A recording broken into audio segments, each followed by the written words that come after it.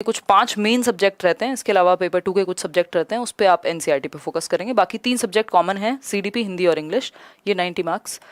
ये सबसे पहले हम वो 15 टॉपिक डिस्कस करेंगे जो लगभग हर एक सब्जेक्ट में आते हैं, कॉमन है, कोई भी उनको हटा नहीं सकता, हर सब्जेक्ट में इंपॉर्टेंट है। ठीक, फिर उसके बाद हम बात करेंगे अलग अलग सब्जेक्ट की। अलग अलग सब्जेक्ट जैसे हिंदी पेडागोजी, इंग्लिश पेडागोजी, और इसमें ऐसा नहीं है कि मैंने पूरा पूरा सिलेबस रख दिया है, ये वो टॉपिक्स हैं जो सबसे ज़्यादा स्कोरिंग है। हो सकता है टॉपिक में या आपके सिलेबस में हो सकता है 20 टॉपिक हो, मैंने 4 निकाले हैं, 8 टॉपिक हो, मैंने 4 निकाले हैं। मतलब कंपैरेटिवली कम टॉपिक्स बट काम के टॉपिक्स जो आपको स्कोर बहुत अच्छा कराएं। मैथ्स पेडागोजी हुआ, ईवीएस हुआ, है ना। इसके अलावा अगर हम बात करें तो ओवरऑल कुछ ऐसे वर्ड्स हैं जिन पे आपको फोकस करना चाहिए जब आप प्रीवियस ईयर सॉल्व कर रहे हो या फिर मॉक टेस्ट लगा रहे हो, क्योंकि अभी से ध्यान दोगे तो ज़्यादा बेहतर कर पाओगे, बजाय कि आप पेपर से 10 दिन पहले ये चीज़ अप्लाई करो। जनरली मैं हर साल 10 दिन पहले हम इस तरह की बातें करते थे, अभी और इसको थोड़ा सा मैंने कॉम्प्रिहेंसिव बनाया है। सीटेट की फिर कुछ प्लेलिस्ट हैं जो आपको लेट्स लर्न से देख लेनी चाहिए, उस पर सबसे बाद में आएंगे। सबसे इंपॉर्टेंट टॉपिक्स पे चलते हैं और कैसे कैसे आपको सॉल्व करनी है चीज़ें, उन पे चलते हैं। ठीक है बात। अगर हम बात करें सब्जेक्ट्स की तो 150 नंबर का पेपर है, 150 ही मिनट है, ऑनलाइन है, लेकिन पेपर जो है पुराने ही पैटर्न पे है, सिलेबस वही है। 30 मार्क्स के ये 5 सब्जेक्ट आपको देखने को मिलेंगे। अगर आप पेपर 2 दे रहे हैं तो ये दोनों मिला करके मान लीजिए आपका एसएसटी और साइंस एंड मैथ्स हो जाएगा 60 मार्क्स में, बाकी सारे 30 मार्क्स के आपके हैं। ठीक, पहले इन 3 सब्जेक्ट की बात करते हैं, या सबसे पहले ऐसे टॉपिक्स की बात करते हैं जो पूरे 5 सब्जेक्ट या 4 सब्जेक्ट में महत्वपूर्ण है। ठीक, पहले इन्हीं की बात करेंगे। देखिए समझ लीजिएगा, हार्डवर्क और स्मार्ट वर्क दोनों करने हैं। ठीक, समझते हैं एक बार। मोस्ट इंपॉर्टेंट टॉपिक्स की अगर हम बात करें तो ये जो जितने भी टॉपिक आपके सामने लिखे हुए हैं, ये वो टॉपिक्स हैं जो पूरे सीटेट में ऑलमोस्ट इन एवरी सब्जेक्ट या ईच सब्जेक्ट, जो आपके 5 सब्जेक्ट हैं उनमें ओवरऑल इंपॉर्टेंस रखते हैं। ठीक, चाहे हम बात करें किसकी, डेवलपमेंट के कॉन्सेप्ट की। इवन मैथ्स पेडागोजी में भी जब आप आंसर कर रहे होंगे और आपको पता होगा कि बच्चा डेवलप कैसे होता है, विकास कैसे होता है बच्चे का, तो आप बेहतर आंसर लगा पाएंगे, बजाय कि आपको पता ही ना हो, आपने पेडागोजी ही ना पढ़ी हो। अगर आपने बाल विकास नहीं पढ़ा, आप सीटेट क्रैक नहीं कर पाएंगे, तुक्के में हो जाए बात अलग है। ठीक, क्योंकि लगभग हर सब्जेक्ट में 15 नंबर की पेडागोजी, और वो पेडागोजी इंस्पायर्ड है सीडीपी से, तो आप इनको सीडीपी के टॉपिक्स भी कह सकते हैं, या फिर आप इनको ओवरऑल इंपॉर्टेंट टॉपिक सीटेट के हर सब्जेक्ट के कह सकते हैं। डेवलपमेंट लगभग हर सब्जेक्ट को प्रभावित करता है। इसके अलावा अगर मैं बात करूं तो प्याजे, वाइगॉस्की, कोहलबर्ग, आपको मैथ्स में भी प्याजे के क्वेश्चन देखने को मिल जाएंगे, लैंग्वेज में भी प्याजे के, वाइगॉस्की के क्वेश्चन देखने को मिल जाएंगे। कोहलबर्ग चलो मान लेती हूँ सिर्फ सीडीपी में आता है, लेकिन ये अपने आप में तीनों मिलके 4 नंबर सीडीपी के और कम से कम भी 2-2 नंबर अदर सब्जेक्ट्स में देखने को मिलते हैं। प्याजे वाइगॉस्की का जो लैंग्वेज वाला कॉन्सेप्ट है, ईगो सेंट्रिज्म या फिर अहम केंद्रित वाक, प्राइवेट स्पीच, वो आपसे भरपूर रूप से पूछा जाता है ना। चाहे वो हिंदी पेडागोजी हो, इंग्लिश पेडागोजी हो, प्याजे का जो कॉन्क्रीट ऑपरेशनल स्टेज का क्वेश्चन रहता है कि लॉजिक कब आता है बच्चे में, वो मैथ्स पेडागोजी में भी पूछा जाता है। तो ये चीज़ें हमें ध्यान में रखनी है कि इनको हम इतने अच्छे से कर लें कि दिक्कत हमें ना हो कल को। ठीक है जी बात। इसके अलावा अगर मैं बात करूं तो एक टॉपिक है सीसीई का। इन तीनों को आप वीडियो में मैंने डिस्कशन किया हुआ है यहीं लेट्स लर्न पे, वहीं देख सकते हैं। ठीक, सीसीई यानी कॉन्टिन्यूअस एंड कॉम्प्रिहेंसिव इवैल्यूएशन, सतत एवं व्यापक मूल्यांकन। कोई ऐसा 5 सब्जेक्ट में से एक सब्जेक्ट बता दीजिए जिसमें सीसीई से क्वेश्चन ना आता हो। मतलब हर एक सब्जेक्ट में सतत एवं व्यापक मूल्यांकन से क्वेश्चन आएगा, सीसीई से क्वेश्चन आएगा, है ना। असेसमेंट क्या होता है, इवैल्यूएशन क्या होता है, पोर्टफोलियो क्या है ना। इसके अलावा ये आपका जो भी एनेक्डोटल रिकॉर्ड्स हैं, दुनिया भर की चीजें, तो सीसीई में बहुत सारी चीजें आती हैं। क्वेश्चन निश्चित रूप से आएगा और हर सब्जेक्ट में आएगा। ठीक, मैं अभी बाद में ये भी बता दूंगी इनमें से भी कौन से मोस्ट इंपॉर्टेंट है, इन 15 में से भी। सबसे पहले आपको पूरी तैयारी में ये 15 टॉपिक करने हैं, चाहे लेट्स लर्न पे यूट्यूब पे सर्च करो, गूगल सर्च करो, किसी किताब से पढ़ो, नोट्स बना लो इन 15 टॉपिक के, फिर प्रीवियस ईयर लगाओ। नेक्स्ट है RTE act 2009, right to education act 2009, शिक्षा का अधिकार अधिनियम, जिसमें फ्री और अनिवार्य शिक्षा की हम बात करें, यानी निःशुल्क एवं अनिवार्य शिक्षा की। आरटीई एक्ट से क्वेश्चन लगभग हर टॉपिक में आ जाते हैं, एकाध, मतलब कंपैरेटिवली इंपॉर्टेंट है। एनसीएफ की अगर हम बात करें तो एनसीएफ 2005 हर सब्जेक्ट के लिए इंपॉर्टेंट है, सीडीपी के लिए भी। एनसीएफ क्या है, एक डॉक्यूमेंट है, नेशनल करिकुलम फ्रेमवर्क, राष्ट्रीय पाठ्यचर्या की रूपरेखा 2005। ठीक, इसको आप समझेंगे, इन पे वीडियोस बनाई हुई है मैंने, वो देख सकते हो आप। एनसीएफ 2005 में सीडीपी में भी आएगा, हिंदी में भी आएगा, इंग्लिश में भी आएगा, मैथ्स में भी एक आध क्वेश्चन आ जाएगा, ईवीएस में भी एक आध क्वेश्चन आ जाएगा, सब जगह आएगा। इंक्लूसिव एजुकेशन 5 नंबर का तो सीडीपी में टॉपिक है, अकेला टॉपिक 5 नंबर का है ये। ठीक, यानी समावेशी शिक्षा जो है वो 5 मार्क्स की वेटेज रखता है आपके एग्जाम में। समावेशी शिक्षा है क्या, आपको सबको इंक्लूड करके रखना है, सारी डिसेबिलिटीज इसमें आ जाती हैं, जो भी अक्षमताएं हैं, क्या नजरिया आपका रहना चाहिए बच्चे के प्रति, ओवरऑल आपके हर एक टॉपिक को ये टच करता है कहीं ना कहीं। तो इंक्लूसिव एजुकेशन 5 नंबर तो सीडीपी में दिलाएगा आपको, इसके अलावा 5 से 7 नंबर, इवन 10 नंबर तक बाकी सब्जेक्ट में दिला देगा, क्योंकि कोई भी ऐसा सब्जेक्ट नहीं है जहां पे समावेशी शिक्षा की बात ना होती हो, सभी तरह के बच्चों को इंक्लूड करने की बात ना होती हो। ठीक है, ऐसे लाइक शेयर करते रहना खुशी खुशी। मैं भी थोड़ा सीरियस दिख रही हूँ, ये नंबर देख के मेरे को याद आया है ना, 10,569 लोग हैं हम अभी, पूरे इतने के इतने लाइक, और ये टॉपिक को अप्लाई करना है। अगर लाइक नहीं भी करना तो इनको अप्लाई कर लेना, पेपर क्लियर हो जाएगा, लाइक से बड़ी बात है वो। ठीक, नेक्स्ट है ब्लूम्स टैक्सोनॉमी, ब्लूम का वर्गीकरण, ये भी इंपॉर्टेंट है, बहुत ज्यादा नहीं कहेंगे बट आपको पता होगा तो डायरेक्टली कुछ क्वेश्चन और इनडायरेक्टली भी क्वेश्चंस इससे बनते हैं। ठीक, नेक्स्ट है language and thought, language and thought यानी भाषा एवं विचार, ये आपके हिंदी, इंग्लिश, सीडीपी, इन 3 में बहुत महत्व डालेगा। इसके अलावा एक एक क्वेश्चन इनडायरेक्टली आपको भाषा के ऊपर मैथ्स और ईवीएस में भी देखने को मिलेगा। जेंडर अपने आप में हर एक सब्जेक्ट में आजकल देने लग गए हैं, जेंडर स्टीरियोटाइपिंग यानी लिंग रूढ़िबद्धता क्या होती है ना, लिंग जेंडर बायस क्या है, जेंडर इक्विटी क्या है, इस तरह की चीजें, तो जेंडर भी इंपॉर्टेंट हो जाता है, कम से कम 3 से 4 नंबर में अकेला है। मोटिवेशन अगेन एक नंबर में मिनिमम सीडीपी में, और बाकी सब्जेक्ट में भी एक आध नंबर में आपको देखने को मिलेगा, हो सकता है तो टोटल सब्जेक्ट मिलाकर के 3 से 4 नंबर बन जाएं। और मोटिवेशन आसान टॉपिक है ना। लैंग्वेज एक्विजिशन एंड लर्निंग, ये language learning and acquisition Hindi pedagogy, English pedagogy, CDP तीनों जगह आएगा, मतलब 5 नंबर बन गए, क्योंकि एक एक क्वेश्चन तो मिनिमम आएगा, और हो सकता है कई बार 2 क्वेश्चन भी आ जाए, तो बहुत इंपॉर्टेंट है, अभी स्टार मार्क कर लेना इस पे। तो फिर इसके अलावा अगर मैं बात करूं लैंग्वेज स्किल्स, अगेन इस पे भी स्टार मार्क करके रखो, क्योंकि हिंदी पेडागोजी, भाषाई कौशल बोलते हैं इनको। एक बार अगर आपने, ये दोनों ऐसे टॉपिक हैं, लैंग्वेज के जितने भी टॉपिक हैं ऐसे टॉपिक हैं जो आपने एक सब्जेक्ट में पढ़ लिए, चाहे हिंदी लैंग्वेज हो, चाहे इंग्लिश लैंग्वेज हो, चाहे अदर लैंग्वेजेस हो, आप सेम कॉन्सेप्ट अप्लाई कर सकते हैं, तो आपकी एक बार में ही तैयारी हो जाती है। आपका बाल विकास भी तैयार हो गया लैंग्वेज स्किल्स के लिए, आपका हिंदी भी और इंग्लिश भी। तो ऐसे टॉपिक करो ना जो बिल्कुल आपको स्कोर दिलाएं। डायग्नोस्टिक एंड रेमेडियल टीचिंग, आप पूरा सिलेबस उठा के देखिए सीटेट का, आपको हर एक सब्जेक्ट में 5 के 5 सब्जेक्ट में या 4 के 4 सब्जेक्ट में, पेपर 2 की बात करूं, डायग्नोस्टिक एंड रेमेडियल टीचिंग मिल जाएगा, मैथ्स में भी, हिंदी में भी, इंग्लिश में भी, सीडीपी में भी, और ईवीएस जो आपका एक और सब्जेक्ट जो भी बचता है। ठीक है, हिंदी, इंग्लिश, मैथ्स, सीडीपी और ईवीएस, यही 5 सब्जेक्ट, एसएसटी में भी for that matter, science and maths में भी फॉर दैट मैटर। अगर हम बात करें किसकी, डायग्नोस्टिक एंड रेमेडियल टीचिंग की, डायग्नोस्टिक क्या होता क्या है बेसिकली, अभी इस पे भी बात करेंगे। होता ये है कि बच्चे को समस्या कहाँ आ रही है, उसको पहचानेंगे कैसे, ये होता है डायग्नोज करना, और उसकी रेमेडी कैसे करेंगे, उसका सॉल्यूशन कैसे करेंगे, दोबारा एक्स्ट्रा क्लास लेके करेंगे, किसी नए ढंग से पढ़ाएंगे, कैसे बीच में जो भी एरर है, कमी है, गैप है, उसको फिल कैसे करेंगे, इतनी सी कहानी है इस टॉपिक की, और हर सब्जेक्ट में देखने को मिलेगा।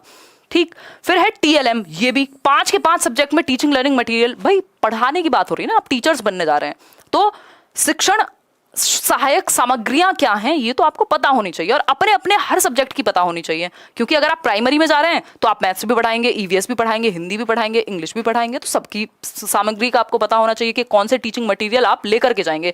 चार्ट के बारे में आजकल तो दुनिया भर के आपके जो इलेक्ट्रॉनिक माध्यम है वो भी हैं, कुछ होती है ऑडियो आपकी, कुछ होती है सिर्फ वीडियो वाली, कुछ होती है आपकी ऑडियो विजुअल एड्स, मतलब दृश्य श्रव्य सामग्री बोलते हैं, ये 3 मेन प्रकार हैं।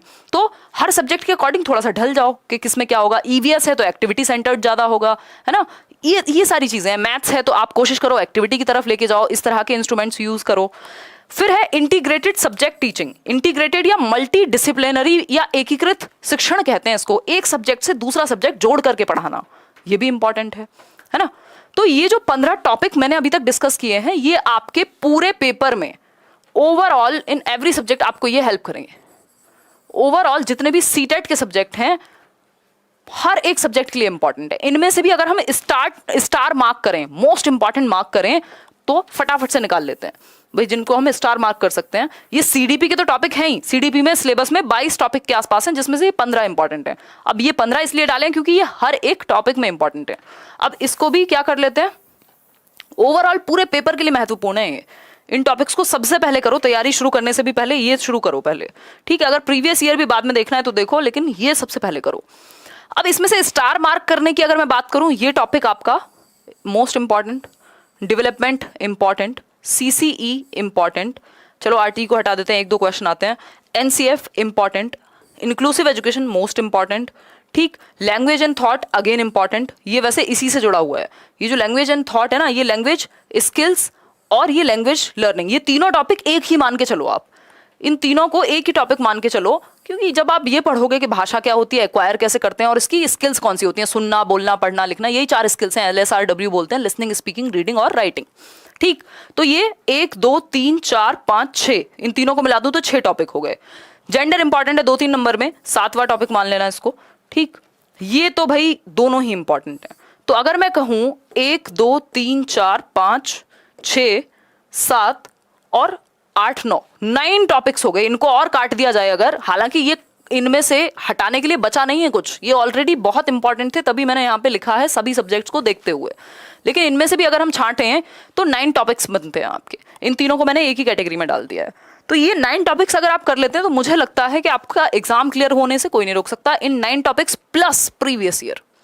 इसका मतलब ये नहीं है सिर्फ आपने ये रट लिया, समझना पड़ेगा कॉन्टेक्स्ट के अकॉर्डिंग, संदर्भ के अकॉर्डिंग, और साथ में प्रीवियस ईयर भरपूर लगाने पड़ेंगे, या फिर क्लासेस अटेंड कर लो, एक बार नोट्स बना लो इन सब के, या PDF डाउनलोड कर लो, मैंने कहीं ना कहीं शेयर की होगी, या फिर वीडियोस देख लो प्रीवियस।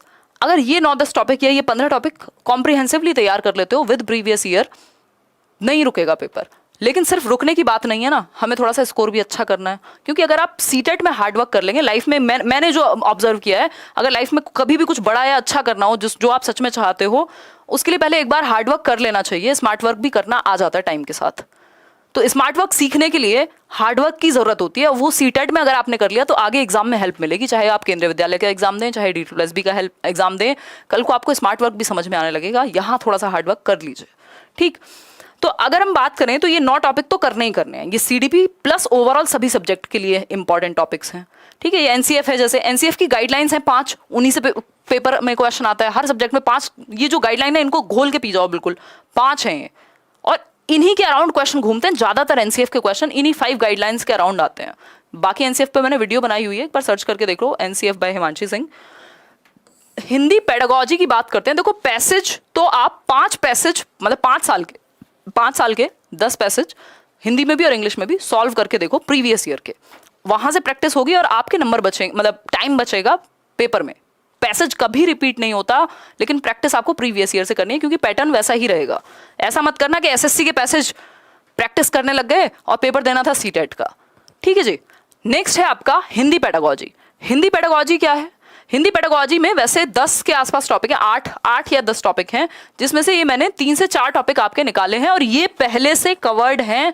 जो टॉपिक मैंने अभी आपके साथ डिस्कस किए थे वो मैंने पहले ये इनको इंक्लूड कर दिया था, और इसके अलावा कोई और टॉपिक बचता भी नहीं है हिंदी पेडागोजी में, ठीक। भाषा अधिगम एवं अधिग्रहण। भाई अधिगम क्या होता है? जो आप प्रॉपर सीखते हैं एफर्ट और प्रैक्टिस करके, जैसे कि आप लैंग्वेज स्कूल में जाके सीखते हैं, वो अधिगम है। अधिग्रहण क्या है? जो आपने घर में एक्वायर कर लिया। इतने सिंपल तो टॉपिक हैं, खेलते कूदते आप कर लोगे इनको, सिर्फ वीडियो भी देख लोगे तो कर लोगे। हिंदी की पूरी प्लेलिस्ट बनाई हुई है, अभी आगे भी कराने वाली हूँ, ठीक।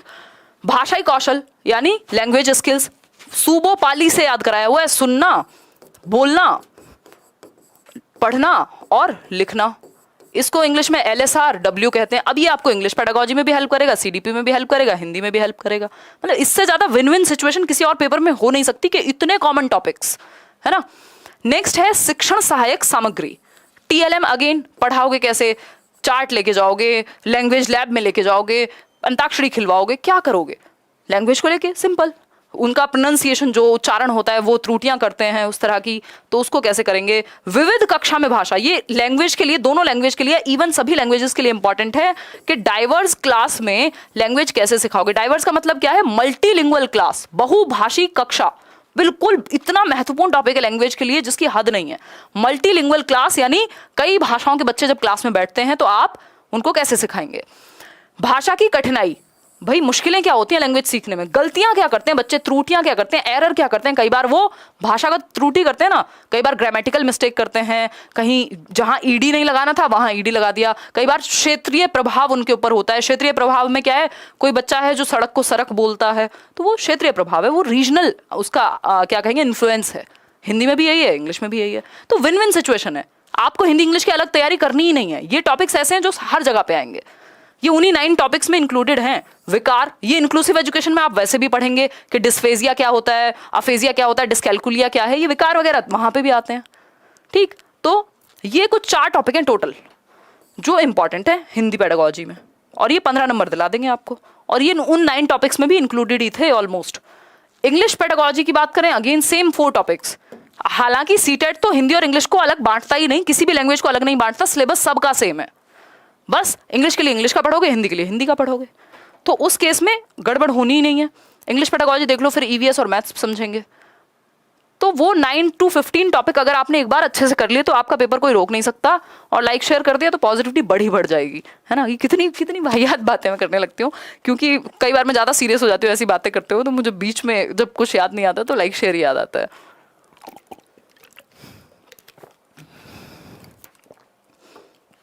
इतनी बात क्लियर है, आगे बढ़े। इंग्लिश पेडागोजी अगेन वही 4 टॉपिक्स हैं। लैंग्वेज लर्निंग और एक्विजिशन में डिफरेंस क्या है, जो मैंने अभी आपको बताया। लर्निंग वो होती है जो आप स्कूल में जाके सीखते हैं, और एक्विजिशन वो है जो आप घर में एक्वायर कर लेते हैं अपने आसपास से।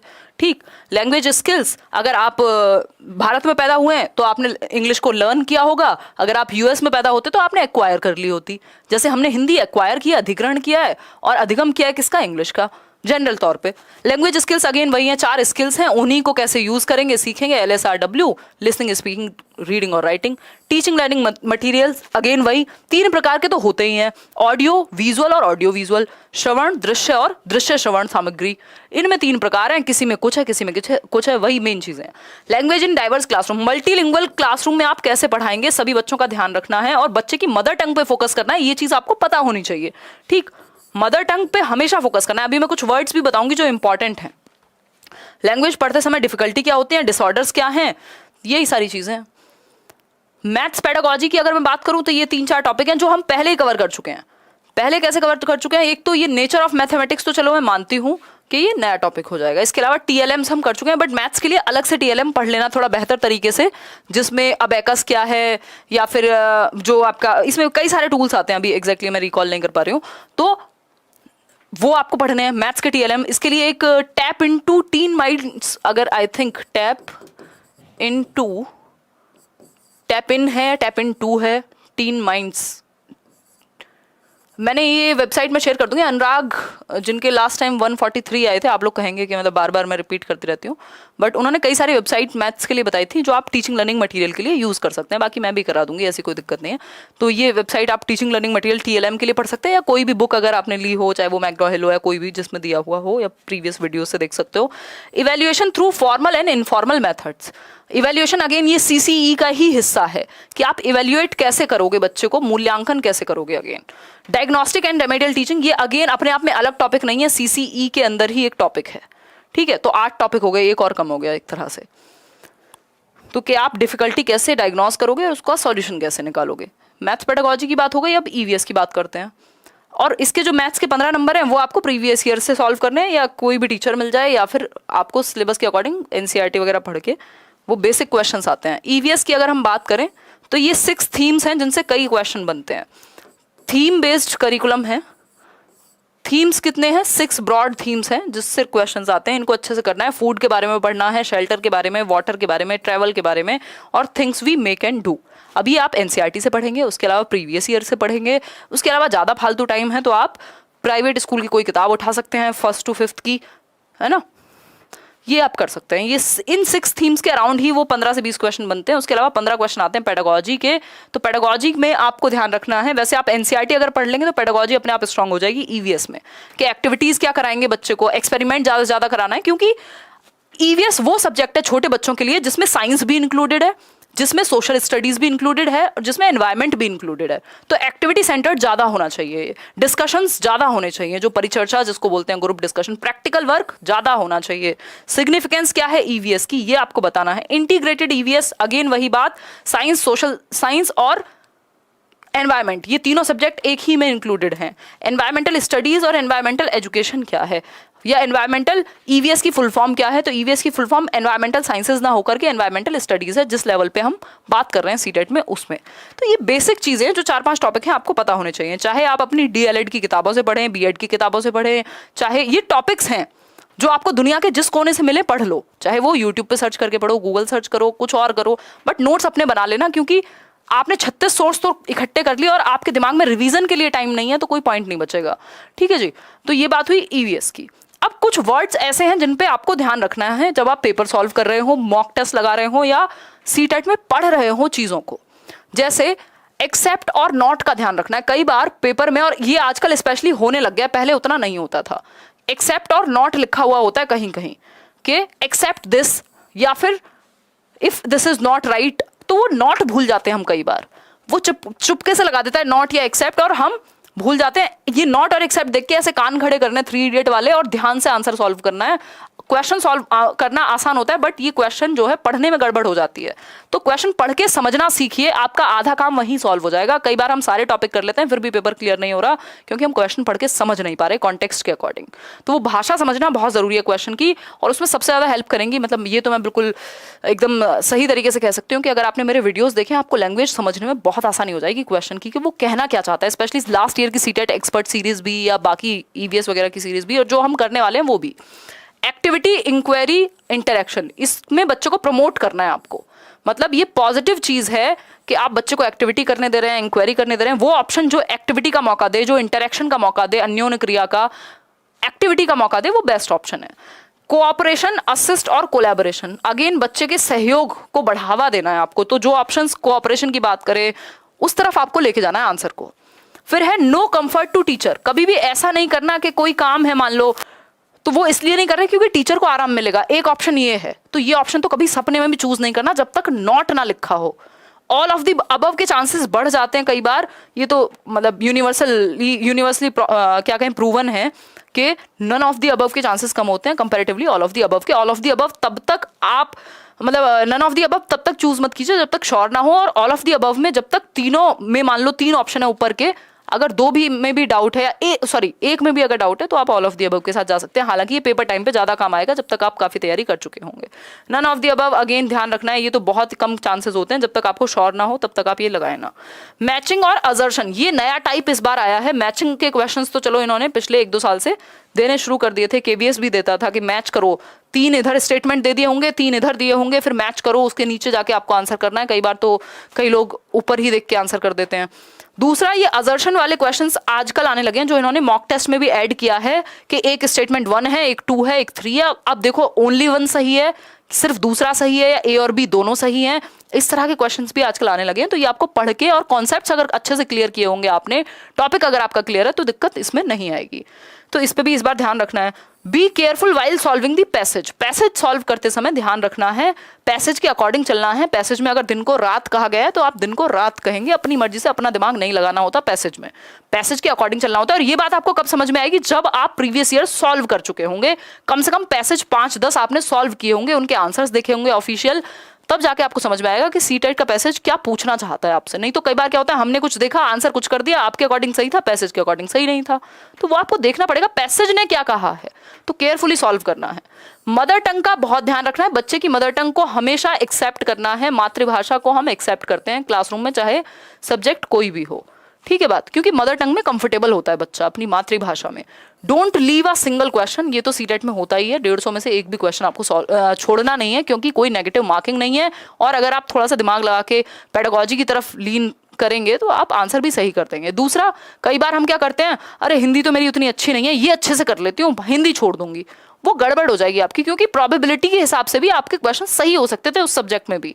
क्यों? क्योंकि एक तो पेडागोजी है, दूसरा अगर आप थोड़ा सा फन वे में भी तुक्का लगाने की कोशिश करते तो हो सकता है कुछ क्वेश्चन सही हो जाते।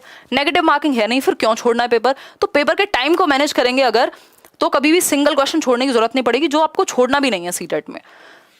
छोड़ने का मौका मिलेगा DSSB वगैरह में जहां नेगेटिव मार्किंग होती है। ब्रेनस्टॉर्मिंग थोड़ा सा करनी है, ब्रेनस्टॉर्म बच्चे को भी कराना है आंसर करने से पहले। बिल्कुल देखते ही आंसर को कि फर्स्ट ऑप्शन देखा बाकी पढ़े ही नहीं, चारों के चारों ऑप्शन पढ़ने और तब सोचना है कि कई बार क्या होता है हम जल्दीबाजी में शुरू का एक वर्ड है जो पॉजिटिव है उसके आगे नेगेटिव वर्ड है। अब कई लोग क्या करते हैं वो कहेंगे पॉजिटिव और नेगेटिव वर्ड याद कर लो, जबकि पॉजिटिव और नेगेटिव वर्ड को यूज कैसे किया गया है सारा खेल उस बात का है। अगर क्वेश्चन में नॉट लगा दिया आपका पॉजिटिव भी नेगेटिव बन जाएगा। अगर ऑप्शन में 2 वर्ड पॉजिटिव है तीसरा कह दिया, मान लो मैंने क्वेश्चन लास्ट टाइम आपको दिखाया भी था, पेपर से पहले मैं दिखा भी दूंगी।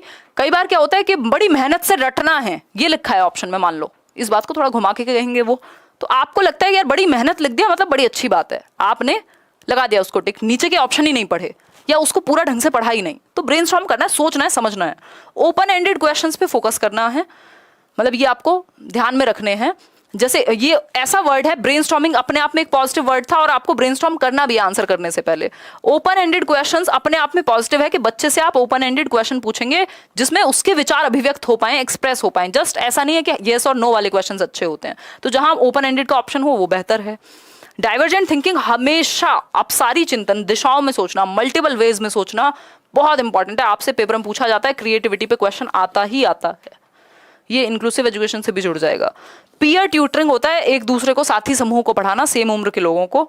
लर्निंग डिसेबिलिटी होता है आपका कि सीखने में अक्षमताएं, जैसे डिसलेक्सिया हो गया, डिसकैलकुलिया हो गया, डिसमॉर्फिया हो गया, ये सब चीजें। Real expression of a child, इन चीज़ों पे ध्यान रखना है और डिसेबिलिटी वाले बच्चे को एक्सेप्ट करना है। बच्चे के रियल एक्सप्रेशन, जो वो सच में बताना चाहता है, उसकी भाषा से ज़्यादा इंपॉर्टेंट है उसका एक्सप्रेशन। चाहे वो गलत शब्दों का यूज़ भी कर रहा हो, गलत का मतलब है सही से प्रोनाउंसिएशन ना हो या सही से अपनी बात ना कह पा रहा हो, लेकिन उसको कहने दीजिए।